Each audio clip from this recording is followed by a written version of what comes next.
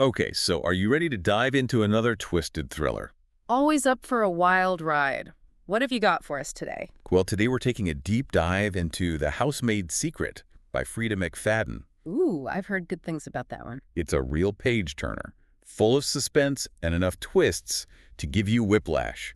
Let me tell you. So tell me, what's the premise? Who are we meeting in this story? So we've got Millie, our protagonist, and she's just landed a job as a housemaid for this super wealthy couple in Manhattan. Okay, sounds pretty straightforward so far. What's the catch? Well, on the surface, Millie seems like she's trying to get her life back on track. She's working, going to college, the whole 9 yards. But there's this underlying current of mystery surrounding her. It's like she's not telling us everything. I see, so there's more to Millie than meets the eye. McFadden's good at that, dropping those little hints that make you question everything. Exactly. And then there's Brock, her boyfriend. Hmm? Seems like a great guy, successful lawyer, completely smitten with Millie. Makes you wonder what she's hiding from him, right? Oh, absolutely. Those seemingly perfect relationships always have something lurking beneath the surface. Anything in the text that points to those secrets. Oh, yeah. Remember that line early on? If Brock and I are together much longer, I'm basically going to have to tell him everything. It's like a giant red flag. There's definitely more to her past than she's letting on. Right. And then there's this unsettling feeling Millie has of being followed, which at first she just attributes to living in a kind of rough neighborhood. Ah, so that classic element of paranoia starts to set in. Totally.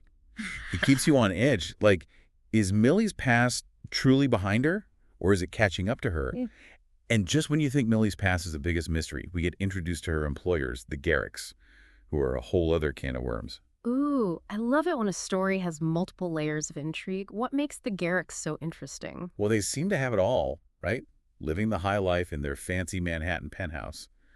But something feels off about them from the very beginning. That sense of underlying tension, right? Like something simmering beneath the surface. What kind of vibes do they give off? It's like this palpable tension in their penthouse apartment, this sense that secrets are lurking everywhere.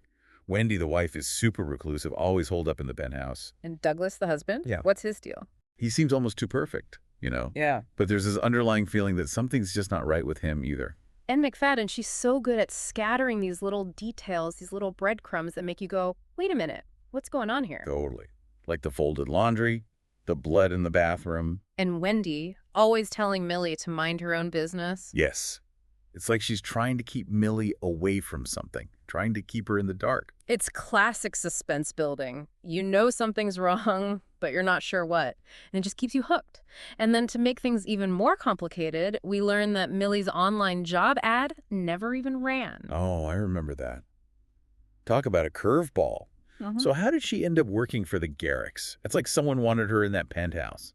Right, but the question is who and why? Exactly. And just as we're trying to figure that out, we're hit with another twist. Millie runs into her former employer, Amber.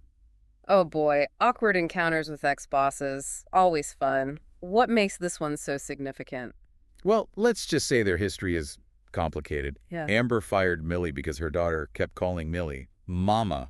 Wow, okay, that definitely adds another layer to Millie's past. Talk about a complicated history. It really makes you think about everything she's been through and what she might be running from. And it makes her a much more sympathetic character, wouldn't you say, despite the secrets. Absolutely. And speaking of secrets, let's talk about Douglas. Turns out he's not the perfect husband he pretends to be either. Oh, no, really? What's he up to? He's having an affair, sneaking around behind Wendy's back. And remember that mysterious black Mazda that Millie keeps seeing? Yeah, it's like it's following her. Well, it turns out it's connected to Douglas, too. Of course it is. This is getting juicy. Right. So we've got Millie, who's got this mysterious past. She's working for a couple who are clearly hiding something, and she keeps seeing this black Mazda that seems to be following her everywhere. It's like something out of a Hitchcock film.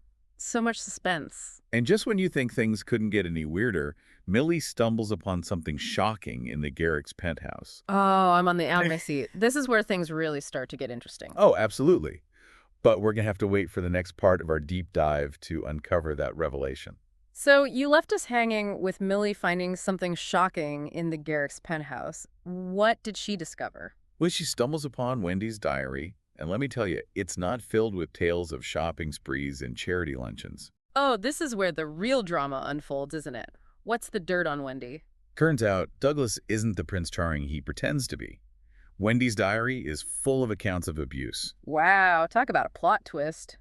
The wealthy couple with a dark secret. It's like something out of a movie. Right. And Millie, she's immediately thrust into this situation, the secret that Wendy's been keeping. And what does Millie do with this information? She does something pretty incredible, actually. She decides to help Wendy escape. Wow, that's a bold move, especially considering Millie's own past. It's like she sees a part of herself in Wendy, wouldn't you say? Yeah, and that compassion, that empathy, it really shines through in this part of the story. So Millie hatches this plan to help Wendy disappear, drives her all the way to Albany, where Wendy's aunt lives. I bet that car ride was tense. Millie always looking over her shoulder, worried that someone might be following them. It was like that feeling of paranoia was amplified tenfold. And just when you think things couldn't get any more intense, guess who shows up? Let me guess. Brock, realizing Millie's gotten herself caught up in something dangerous. Not this time. It's Enzo. Enzo. Now, he's a character we haven't heard from in a while. Remind us who he is again. Right, so Enzo, he's Millie's ex-lover, but not just any ex. He's the one who helped her turn her life around, get back on her feet after prison. Ah, that's right, the protector type. But why the sudden reappearance? Where's he been this whole time? That's the million-dollar question, isn't it? Turns out he's been secretly watching over her, making sure she's safe. Oh, intriguing. Protective X or something more sinister. It makes you wonder what his true motivations are. But I guess that's for us to find out as we keep reading. Exactly. And things are about to get a whole lot more complicated. Because guess what Millie sees on the news? Don't tell me Douglas is dead. You got it. Found dead in his penthouse. But here's the real quicker. What's that? When Millie sees the news report, she realizes that the man in the photo, the man they're saying, is Douglas. It's not him. Wait, what? Are you serious? So someone was impersonating Douglas? Exactly. It's like the story just took this crazy, unexpected turn. And of course, the police, they suspect Millie had something to do with it. Of course they do. She's the ex-con who is in the penthouse. It's just too easy. I know, right? And the evidence, it just keeps piling up against her. They find a bracelet at the crime scene, a bracelet that Millie supposedly gave to Wendy. Oh no, it's a setup. But who would go to such lengths to frame Millie? And why? Well, the answer to that question lies with Wendy. And let me tell you, her story is about to take a very dark turn. I am ready for it. Bring on the next chapter. All right, so where do we leave off? Oh yeah, Millie staring at a news report, realizing she didn't kill Douglas after all. It's a wild turn of events, right? Yeah. Suddenly, it's not just about a missing wife and a framed housemaid. There's this whole other layer of mystery. Who was this imposter? And what happened to the real Douglas? Talk about a tangled web. So where does Wendy fit into all of this? She's the one who called the cops on Millie, right? Right, but remember that phone call Wendy got from the detective? The one about the security footage. Oh yeah, things started to unravel for her there. What was it the detective said again? Something about Douglas not showing up when Wendy said he did? Exactly. The detective said that the night Douglas was supposedly murdered, he didn't enter the building until after Millie had already left. So her whole story about Millie killing Douglas in the penthouse, it was all a lie. All a lie, meticulously crafted to frame Millie. But why go through all that trouble? Why not just, leave with her lover and call it a day? That's where things get really interesting. See, Wendy's plan wasn't just to escape Douglas. It was to get rid of him for good and make sure she got everything. And that's where Russell, the lover, comes in. Exactly. Wendy and Russell, they concocted this whole scheme. They found this guy who looked kind of like Douglas, convinced him to play the part, and then Wendy killed him, making it look like Millie did it. Precisely. Cold, calculated, and ruthless. But as with all well-laid plans, things don't exactly go smoothly. No kidding. Remember Mary Beth, Russell's wife? She ends up at the cabin too, and let's just say she's not there for a friendly visit. Things get messy, don't they? I mean, you've got Wendy, Millie, Enzo, Mary Beth, all these players colliding. It's pure chaos, and in the middle of it all, we get this final, heart-stopping confrontation between Wendy and Millie.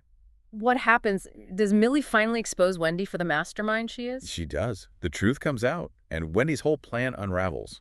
It's satisfying to see her lies catch up to her, but it comes at a cost. There's always a cost, isn't there? Especially in these kinds of stories. Right. And in the end, even though Willie's cleared of the murder, there's still so many unanswered questions. Like, who was the man Millie shot? Where's the real Douglas Garrick? It leaves you thinking, doesn't it? About the nature of truth and how easily we can be manipulated by those we think we trust. Absolutely. And that's what makes the Housemaid's secret Such a compelling read. It's a wild ride from start to finish, full of twists and turns that keep you guessing until the very last page. It sounds like Freida McFadden hit it out of the park with this one. Definitely adding it to my to-read list. You won't regret it. So, Yeah. to all our listeners out there, if you're looking for a suspenseful thriller that will keep you on the edge of your seat, look no further than The Housemaid's Secret. You won't be disappointed.